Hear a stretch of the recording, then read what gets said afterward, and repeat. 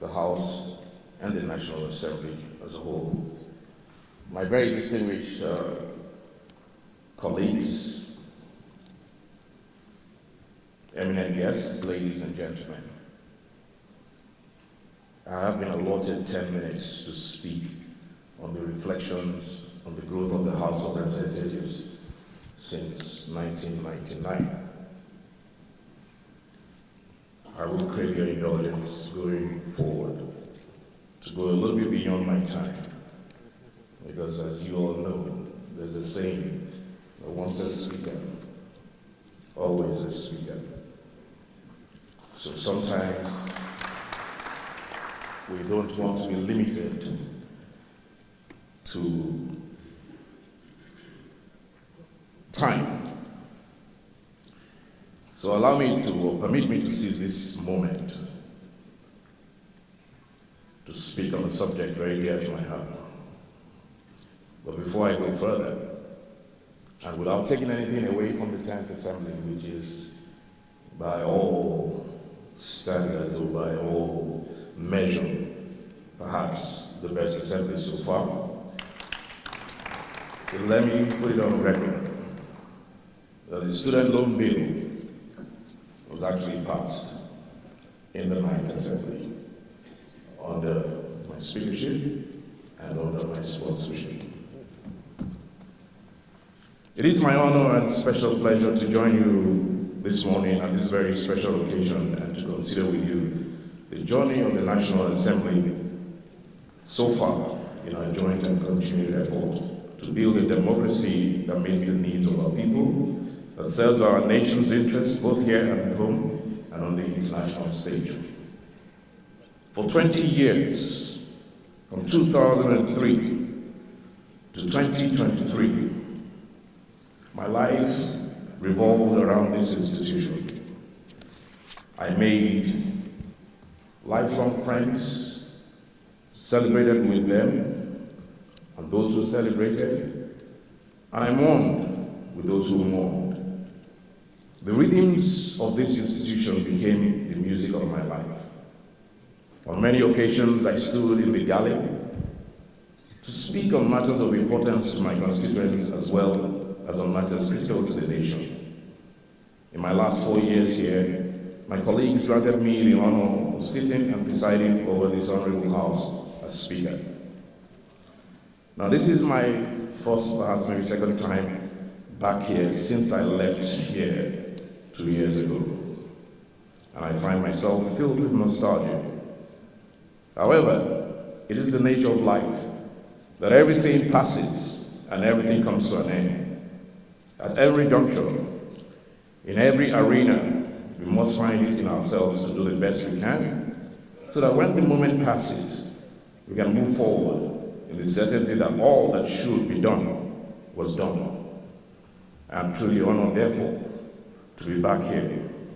However briefly, thank you, Mr. Speaker, for this privilege. The legislature is the defining component of state structure that separates democracies from all other forms of government. Every nation in the world, whether a monarchy, an autocracy, or a military junta, will as a matter of necessity operate an executive and a judiciary. A democratic legislature exists to unite the people with the government by empowering a sovereign parliament to enact laws for the good governance of the nation, to oversee the nation's finances, and to provide an arena for public participation in the policy development process. Consequently, everything that we do in the legislature is about maintaining the connection to the people on whose behalf we serve. When legislators debate a bill or motion in the chambers, we do so not as individuals expressing an opinion, but as representatives ensuring that the voices of our constituents are heard in the national arena and that their concerns and interests are factored into the legislative process and policy outcomes. When we hold public hearings, inviting stakeholders and members of the public into the legislative process, we do so because democratic governance is an open rather than opaque process built on the premise that when We join our hands together and draw on the various experiences and contexts of all different interests and tendencies that make up our country.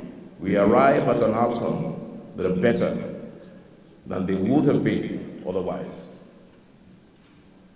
When we scrutinize the executive budget and their proposals in the various responsible committees, hold sessions for ministers and heads of departments and agencies of government to defend how they intend to spend public resources, we do that in the exercise of our constitutional and moral authority as guardians of the public purse.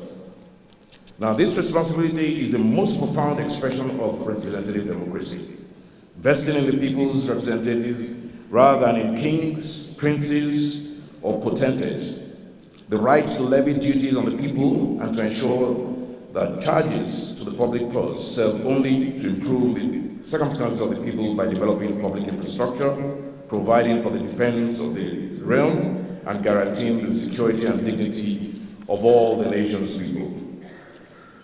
For 26 years since our nation's return to civil rule, generations of members of the National Assembly and indeed in state legislatures across the country have done the complicated and often thankless job of building that legislative tradition. They have accomplished this task without a roadmap, while navigating the unique realities of our political and cultural landscape. Before 1999, our last experiment with legislative governance had ended in 1993, and before then, in 1983. As such, there wasn't much of an institutional memory to learn from. The conventions of parliamentary practice and procedure were a new experience. The Constitution of the Federal Republic of Nigeria grants the National Assembly the responsibility to make laws for the good governance of the nation, to control the public purse, and to hold the executive to account. In 1999, those powers and responsibilities fell to men and women, most of whom had spent their last years as subjects in a military regime. Yet, the men and women who started here in 1999, ill-equipped as they were, built the foundations of a people's parliament that has grown from strength to strength through each successive session, shaping the critical conversations about our nation's future, intervening in matters of state to ensure the best outcomes for our people, passing legislation to build a more perfect union, and serving as the voice of millions of Nigerians, both here at home and abroad. Now, there have been moments when, in the opinion of some, this parliament has fallen short of expectations. However, thanks to the efforts of the thousands of people who work in these chambers, senators, representatives, aides, consultants, and staff of all kinds, those moments have not defined the legislature. Instead, there have been opportunities for learning, improvement, and growth through humility.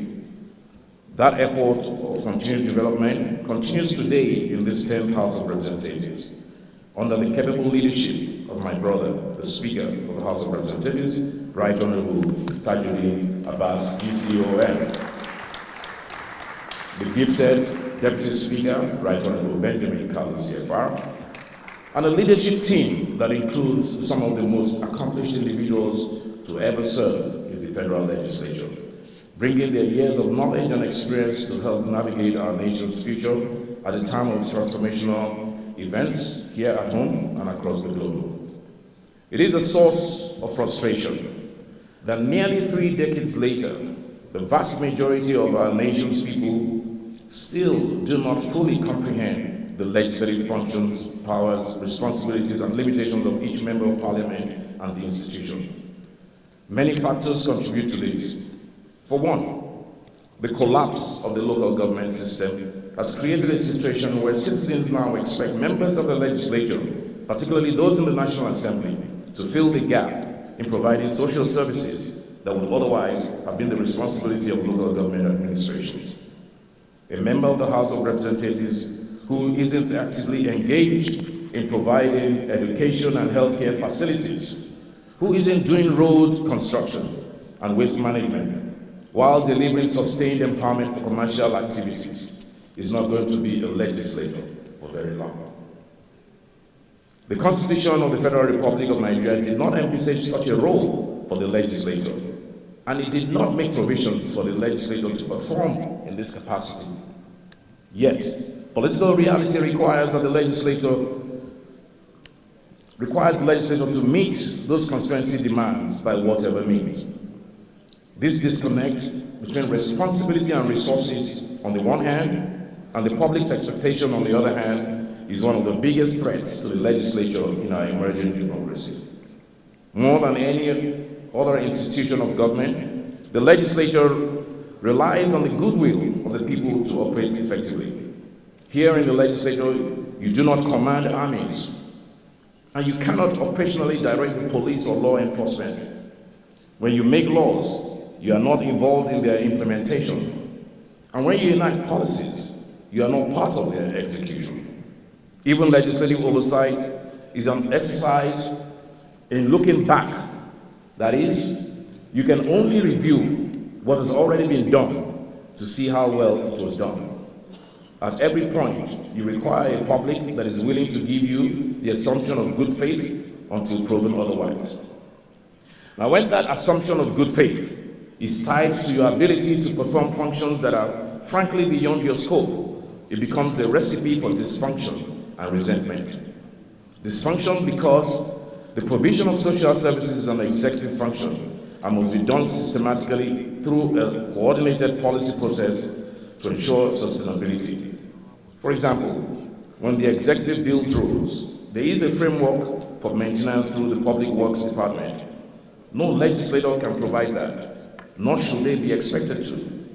The dynamic replicates itself in healthcare, education, and other sectors, and the resentment stems from a public that expects these services as a matter of course, but resents how the legislator provides them through the appropriation process. The journalists, citizen advocates, and civil society practitioners who ask legislators why there aren't enough classrooms or primary healthcare facilities in their constituencies, who expect the legislator to provide water sources, build markets and roads, turn around every budget season, and inundate the media with stories of budget insertions, forgetting that the appropriation process is the only instrument available to legislators to meet these expectations of their constituents.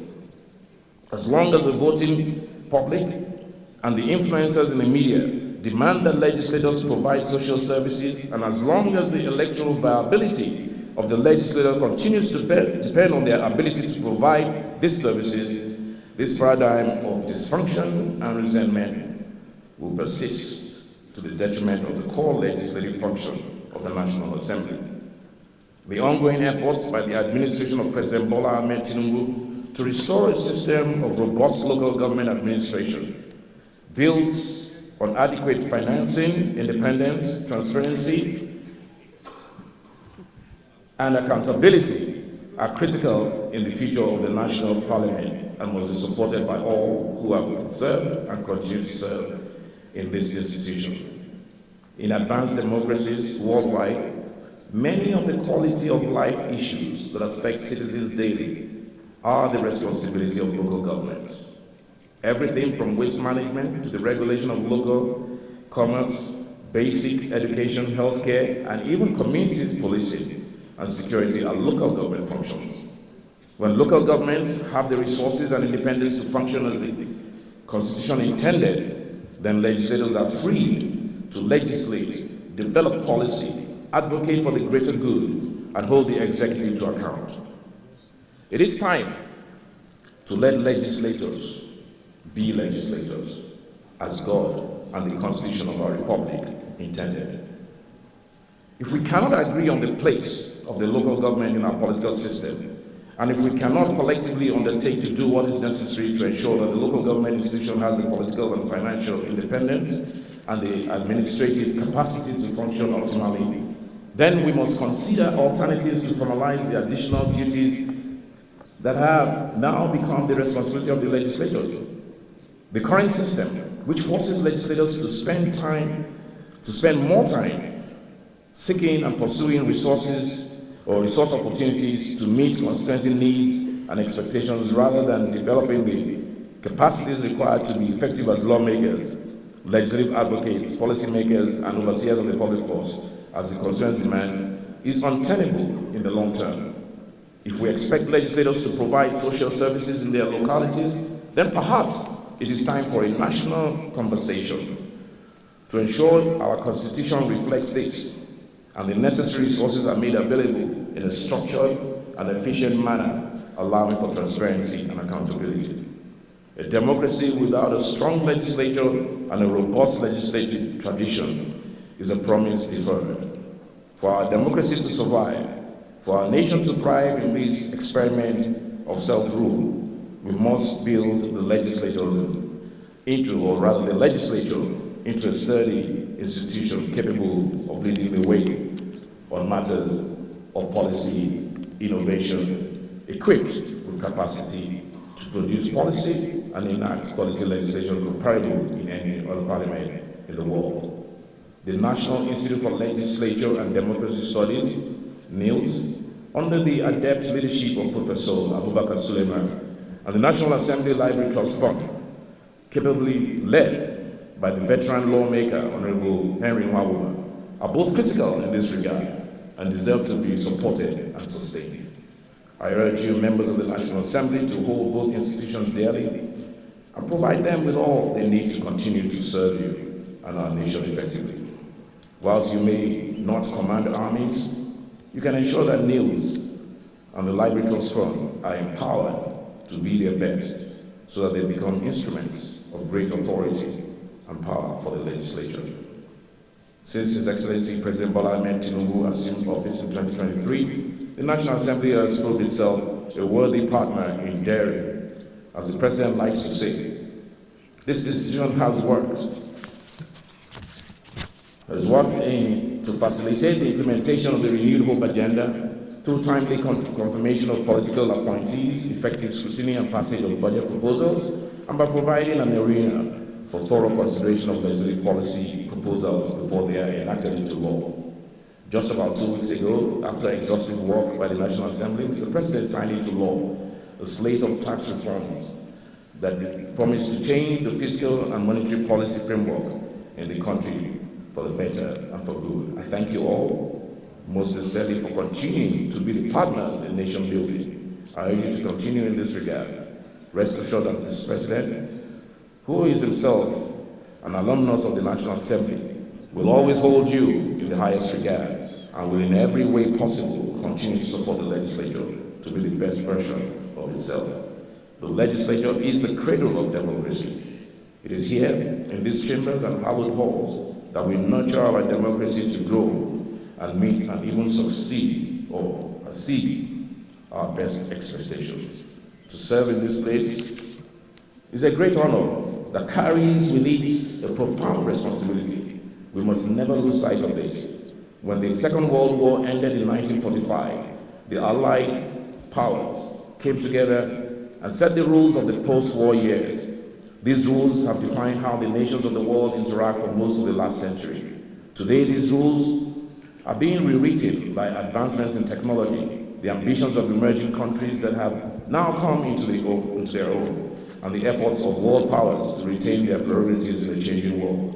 In these times when the world is remaking itself, the legislature must be prepared to act to ensure that our people are not left behind and our nation's interests are not sacrificed as the rules of the global order are being rewritten. In this and every other effort at nation building, I will continue to be your partner and supporter, working in the best interest of this great nation. I thank you for the honor of addressing you today, and may God bless and keep you all, and God bless the Federal Republic.